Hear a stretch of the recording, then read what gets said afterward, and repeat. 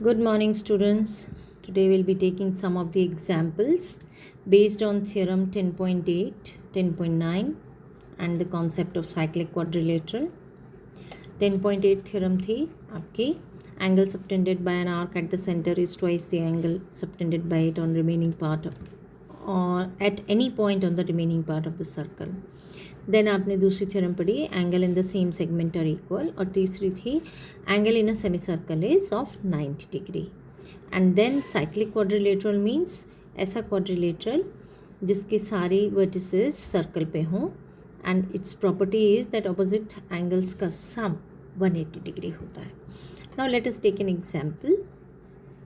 Figure दी हुई है A B is diameter of the circle and C D is a chord. AB is diameter, CD is a chord equal to the radius of the circle. AC and BD were extended when extended intersect at point E. AB diameter, CD chord, AC को join किया extend करा, BD को join किया extend करा E point पर. Prove that angle AEB is equal to 60 degree. अब हमने क्या किया, फिगर में ज्वाइन कर लिया हमने OC, OD और BC, इसको हमने ज्वाइन कर लिया. अब यहाँ पे देखिए जो OCD ये एक इक्विलेटरल ट्रायंगल होगा. क्यों? क्योंकि OC रेडियस है, OD भी रेडियस है और CD ऑलरेडी आपको रेडियस के बराबर ही कहा गया था. तो ये जो एंगल हो गया COD,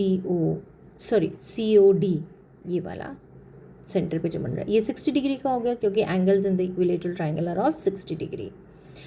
अब आप जानते हैं angle subtended by an arc at the centre is twice the angle subtended by it on any point on the remaining part of the circle. अब ये जो CD आर्क है, ये वाली आर्क सेंटर पे ये O एंगल बना रही है और remaining part of the circle मतलब इस सर्कल के इतने सी पार्ट को छोड़ दिया हमने, आर्क CD इज माइनर, और बाकी का जो सर्कल का पार्ट है ये पूरा, इस पे ध्यान देंगे तो B एक पॉइंट है इस पे आ रहा. तो CBD is half of angle COD. COD is 60, यानी कि CBD एंगल कितना हो गया 30 डिग्री का. अब आपने एक थ्योरम पढ़ी थी angle in a semi circle is 90 degree. तो एंगल ACB जो है ये वाला एंगल, ये हो गया आपका 90. अब एंगल ACB अगर आपका 90 है तो ऑब्वियसली ECB ये भी 90 होगा, क्योंकि ये दोनों तो लीनियर पेयर बना रहे हैं. अब ट्रायंगल ECB में ECB आपका 90 डिग्री है और ये देखिए EBC, DBC is nothing but EBC, ये 30 डिग्री है. तो एंगल सम प्रॉपर्टी से अब आप एंगल E को कैलकुलेट करेंगे तो 90 plus 30 plus angle E is 180, that gives you angle E is equal to 60 degree, या angle AEB is equal to 60 degree. Similarly आप और जितने एग्जाम्पल्स हैं इन्हें आप ट्राई करेंगे.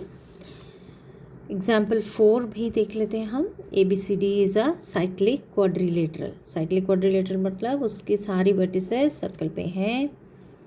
इन which AC and BD are the diagonals of the quadrilateral.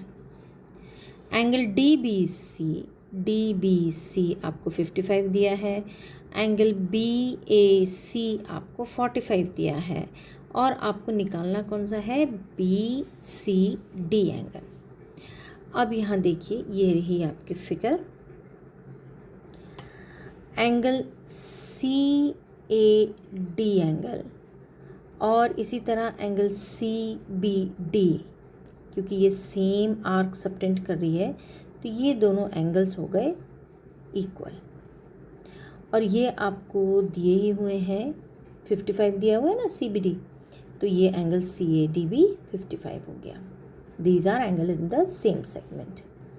Now angle DAB is equal to angle CAD plus CAB.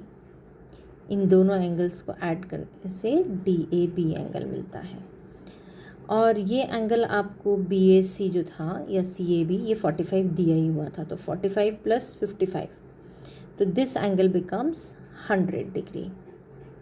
और आपको निकालना कौन सा है, BCD। Since it is a cyclic quadrilateral तो ये 100 हुआ, और इन दोनों का सम कितना होना चाहिए, 180 होना चाहिए। BCD + BAD शुड बी 180, तो this gives you angle BCD is equal to 80 degrees.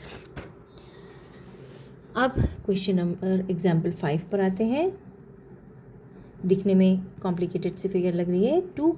To circles intersect at points A and B respectively. AD and AC are diameters, ये दोनों डायमीटर्स दिए हैं सर्कल्स के। Prove that B lies on the line segment DC, ये DC को जो join किया है यहीं पर B पॉइंट आता है। अब देखिए, क्योंकि AD डायमीटर है तो ये एंगल जो है ABD कितना होना चाहिए, 90 angle in a semi circle. Similarly दूसरे सर्कल में AC डायमीटर है तो एंगल ABC ये भी 90 होना चाहिए, because this is angle in a semi circle. Therefore ABD + ABC gives you 90 + 90 that is 180, यानी कि DBC एक स्ट्रेट लाइन हो गई, क्योंकि ये 180 डिग्री का एंगल बन रहा है। That means B lies on DC, या DB and C are collinear points. I hope ये एग्जाम्पल्स आपको समझ में आए होंगे। इन्हीं पर बेस्ड है आपकी exercise 10.5। You can at least solve 3 questions, question number 1, 2, 3 of exercise 10.5, and if you have any difficulty, do ask me.